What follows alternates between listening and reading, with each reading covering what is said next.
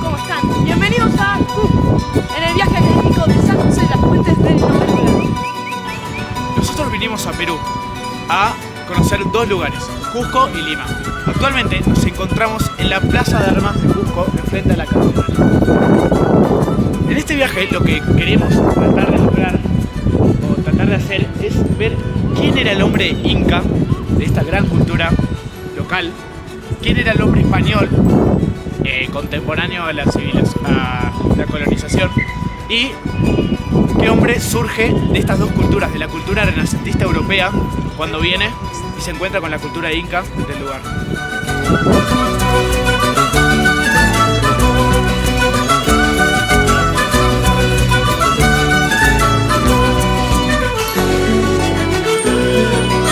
Un saludo para todos mis paisanos azcopanos, y que se escuche hasta el Cunicote y Cupisnique, orgullo de mi Perú.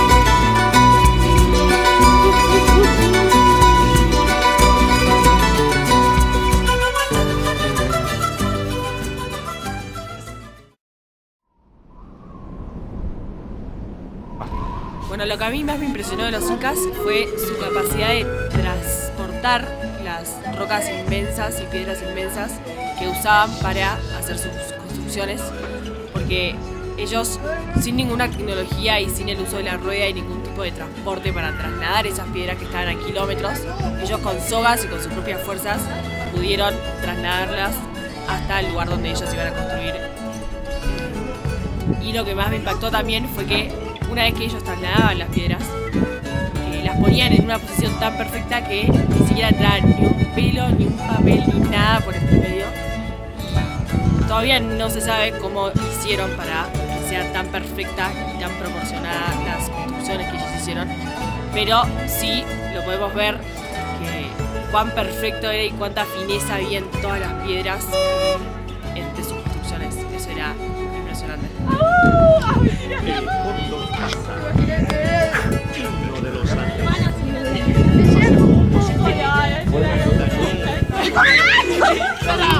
Che, le va a escupir, le va a escupir.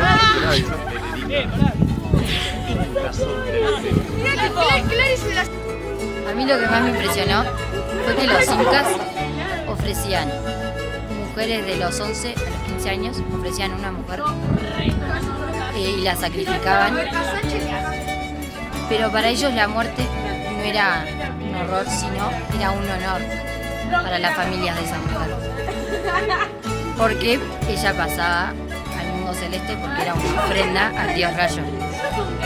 Y bueno, eso es lo que más me impresiona, que la muerte no la miraban como algo, como que ellos veían un renacer. Construían sus casas, templos y todo en diagonal, las paredes, y ponían piedras que encajaban justo. Entonces cuando había terremotos, en vez de derrumbarlas, las ajustaban más todavía porque la presión entre ellas se apretaba más. Que uno me piense y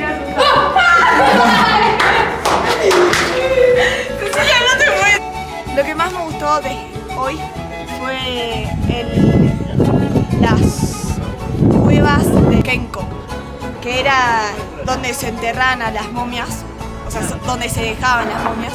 Me encantó tipo el proceso de momificación, que empezaba, primero tenías que poner a la persona en posición fetal, se decía que era así y un poco acurrucado, que tenía todo un simbolismo porque cuando naces, o sea, cuando los bebés nacen todos acurrucados y en esa posición.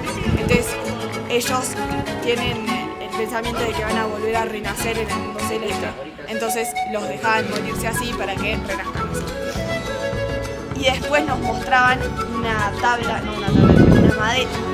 piedra enorme donde se ponía el cuerpo y al lado una piedra bastante grande donde se ponían las herramientas para momificar.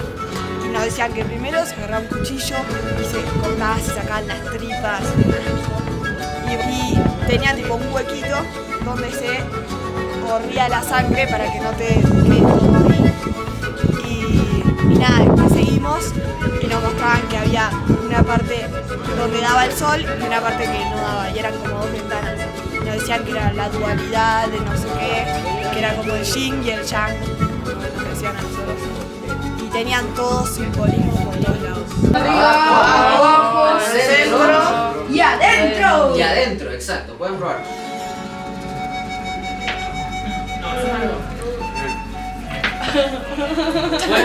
No, a mí lo que más me gustó fue el chocomuseo y la arcilla. Porque siempre vi como los incas hacían vajillas, ponele, con arcilla, con un método de giro que me sorprendió bastante. Y el chocolate, la forma de hacer el chocolate es increíble porque cada ingrediente era muy costoso. Ellos hacían intercambios, cosas para conseguirlos y hacer una buena chocolatada. Pero lo que más me sorprendió es que tenía la capacidad de agarrar la naturaleza y usar esas cosas para muchas.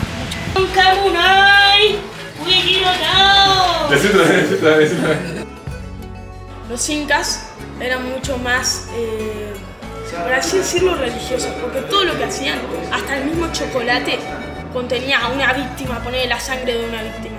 El chocolate de los incas, ponerle, tenía sangre, chocolate obviamente, ají y agua. Y vimos que los españoles, cuando vienen a colonizar todo esto, eliminan la sangre y le ponen chocolate, leche, canela, y lo vuelven mucho más como hoy en día. Recuerden, chicos, que es la versión maya, ¿ok? Maya, ¿ok? No, en serio, no. Es solo un poco. 1, 2 y...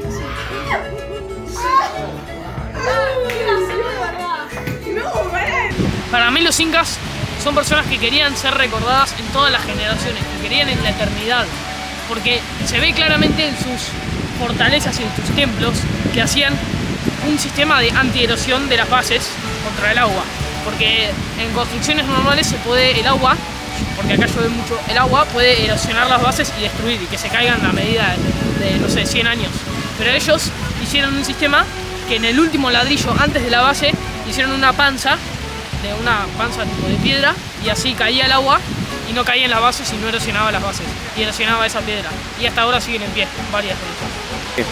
Eran personas para mí que querían ser recordadas y que pensaban todo el tiempo en las generaciones que les seguían y en la eternidad. Sí, pienso eso. Encerralo, Gonza. Casi me parto los Vamos. En conclusión, el hombre inca fue un hombre muy religioso que hizo muchas cosas de ingeniería en asuntos religiosos en muy poco tiempo. En unos 150 años hicieron templos gigantes. También aprovechaban a su dios general, que era la naturaleza, que era el que proveía de todo. Podemos ver esto en sus medidas rituales, en las chocolatadas que hacían, en su comida, en los tintes, en la cerámica, en un montón de aspectos, en su arte, en su escultura. Un montón de aspectos que reflejan cómo ellos usaban el planeta que nos dio Dios. ¿Cómo es?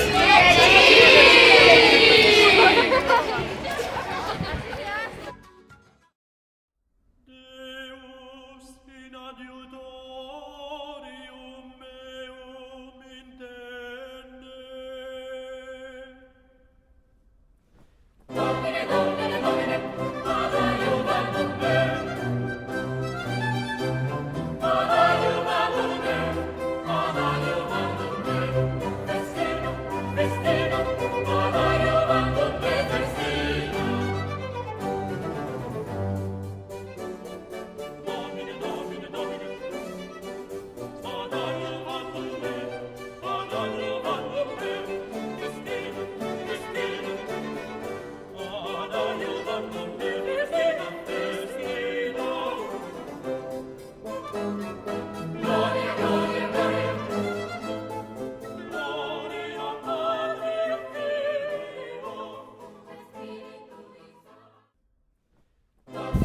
Hoy es el primer día en el cual vamos a estudiar cómo se fusionó la cultura inca con la española después de la colonización. Y la iglesia de Andahuaylillas, en la cual estamos enfrente, es un gran fruto de esta fusión de estas dos culturas. Muchos la consideran la iglesia más bella de toda Latinoamérica. Podemos ver que está todo lleno de frescos, es todo emotivo, expresivo, es todo impresionante, lleno de oro, de bronce. Es todo, vimos manierista, que los cuadros eran manieristas, porque fue en el Renacimiento, en una época del Renacimiento y Barroco. Estaba el arte manierista. Y es todo extravagante, todo lujoso, pero en un sentido, no lujoso en un sentido malo, sino que lujoso para adorar al Dios más grande de todos, al único Dios que existe. Como los incas no entendían la palabra, los españoles y los jesuitas evangelizaban con arte y pintura. Para mí, su relación fue que accedían más fácil a la fe cristiana al tener una fe que haga, por ejemplo, que los españoles les pedían a los incas que hagan iglesias católicas. Como ellos creían en la Pachamama, tenían mucha fe en su mitología, accedían porque esos templos eran parte de la naturaleza. Entonces, como creían en la Pachamama, la madre de la naturaleza, creaban una iglesia que era natural. Y al principio empezó a ser un sincretismo. Creían en Manco Cápac y también a la vez creían en Dios. También una cosa de las que más me gustó es cómo los españoles lograban imprimir en esos lienzos, en esas pinturas que hacían, todos los mensajes que hoy en día tenemos. Ponele cómo era la muerte, cómo era el infierno, cómo era el juicio final. Todas esas pinturas las vimos realmente en una de las iglesias de Cusco. Y eso me gustó mucho. Y yo creo que sí, y es lo que hicieron, ellos llegaron y como que unieron la voluntad que tenían los incas, movían rocas enormes y para eso hay que tener voluntad. La voluntad, unieron la voluntad y esa cultura de los lienzos y todo eso, todas esas pinturas, la religión, llegaron muy lejos a, por ejemplo, construir iglesias tan grandes y tan llenas de simbolismos. En las costas de Lima, en Perú, los españoles, o mejor dicho, Felipe II, construyeron una fortaleza pentagonal de 5 lados con múltiples cañones en todos sus lados, como muy defendible de todos sus 5 lados. Y todos los lados se centraban en el medio, ¿no? Como si lo que estuviesen conteniendo en el medio sea lo más importante. Eso me lleva a pensar, como en esas construcciones en el momento no existían, también tampoco los cañones existían, etc.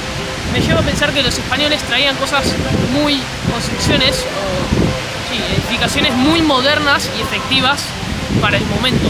A modo de conclusión, podemos ver y entender que estas dos culturas, la inca y la española, la cristiana, salieron hombres impresionantes. Hombres que tomaban la rudeza, la dureza misma, la fortaleza, la sencillez, la humildad, el espíritu trabajador y sacrificado de los incas, pero que adquirían una profundidad espiritual muy importante para el hombre, que es una característica propia del cristianismo. Estas virtudes, este tipo de hombre lo podemos ver reflejado en Santa Rosa de Lima, San Martín de Porres, en San Juan Macías, que eran hombres que hacían de todo, hombres que llegaron a estar entre los preferidos de Dios siendo santos, hombres que salieron de esta cultura, hombres que hicieron esta plaza, estos edificios bellísimos. Ese es el Inca evangelizado.